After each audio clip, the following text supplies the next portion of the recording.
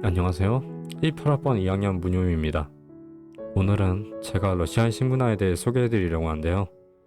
우리가 근처에 중국과 일본은 좀 같은 동아시아대라서 가깝게 느껴졌겠지만 러시아는 중국 바로 위에 있으면서도 너무 멀고 먼 나라로 느껴졌었죠.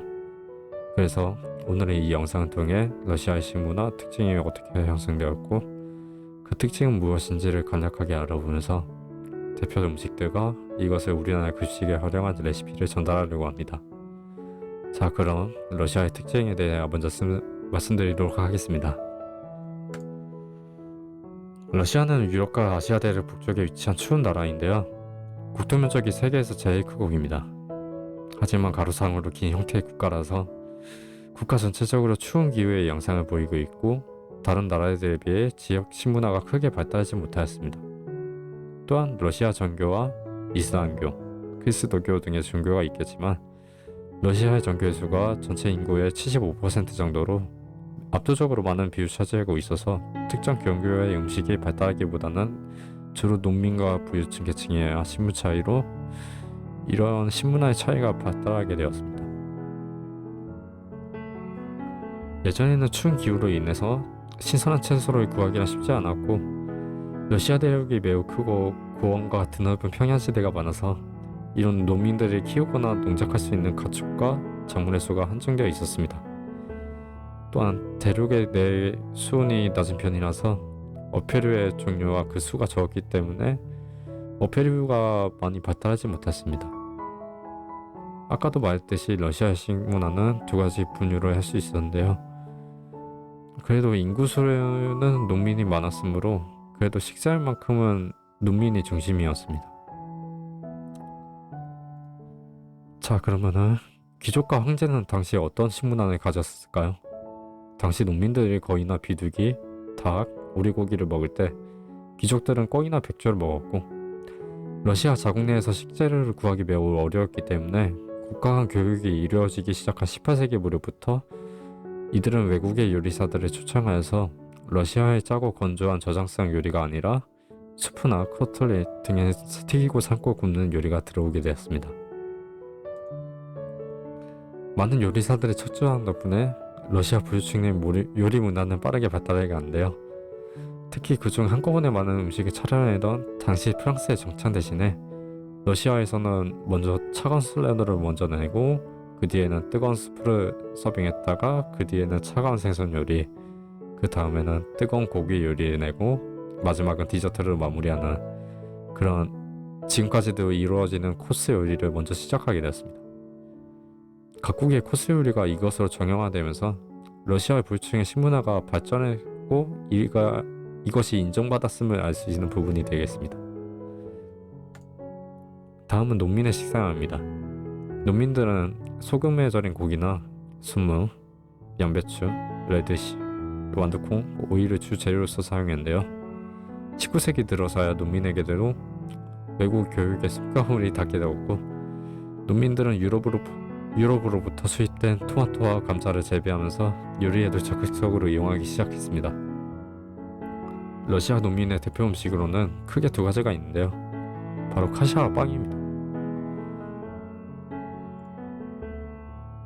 카샤는 우리의 어머니고 우리의 아버지는 빵이다라는 말이 있을 정도로 카샤와 빵은 러시아 사람들에게는 우리로서는 국가 밥처럼 식사에서 절대 빼놓을 수 없는 존재였습니다.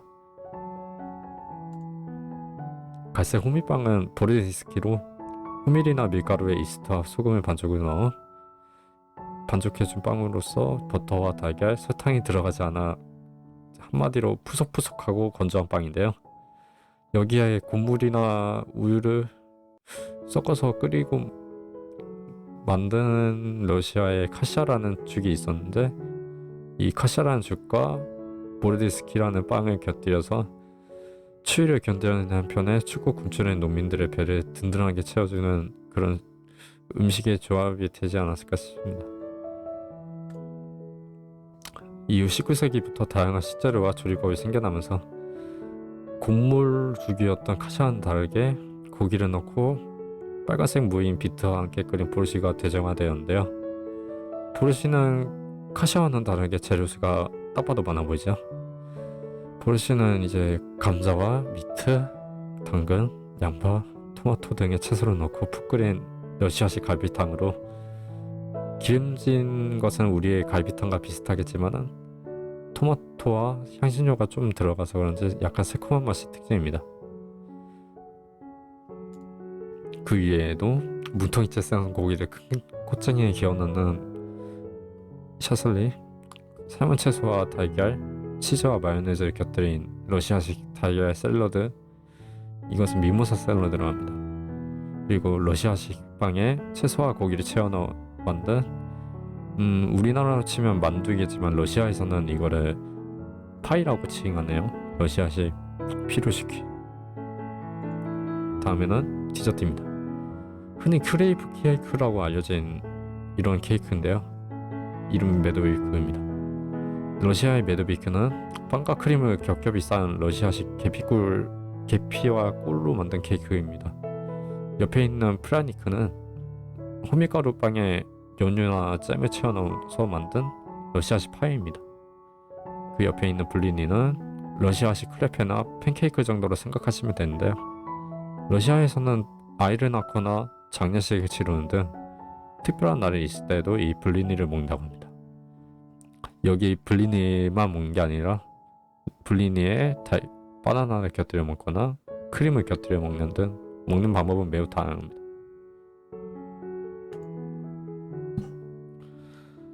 다음은 이제 이 음식들 중에서 어떻게 우리나라 급식에 활용하면 좋을지 고민해보는 과정을 좀 거쳐볼 텐데요.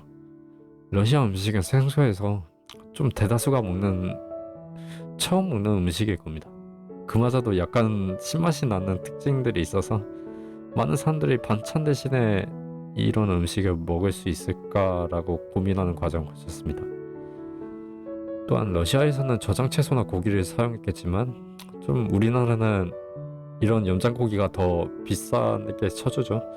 그리고 신선한 것을 중요시하는 급식에 절대 활용하지 못할 것이라 생각했습니다. 그 뒤에는 현지 급식을 참고하면서 러시아의 급식 구성이 어떻게 되었는지를 보았고, 그 결과 주로 빵과 스프, 감자와 달걀을 주로 편성하는 경향이 있었습니다. 그래서 저는 그나마 급식으로서 활용하기도 좋고 대량조리도 비교적 쉬운 보르시를 급식 메뉴로서 활용키로 저는 선택하였는데요. 레시피는 이렇습니다. 육수용 잡뼈 5kg에 베이컨 1kg, 간편한 전처리와 조리를 위해서 사방 2cm 크기로 잘려진 도누지, 양배추, 양파, 비트, 샐러리, 토마토, 소금, 부추, 밀가루 소량, 토마토 페이스트 2.5kg, 그리고 잘려진 빵이 재료 100인분 재료가 되겠는데요. 조리 방법은 이렇습니다. 먼저 육수용 잡뼈에 핏기를 빼고 핏기를 뺀 잡뼈를 물에 끓여 육수를 내줍니다.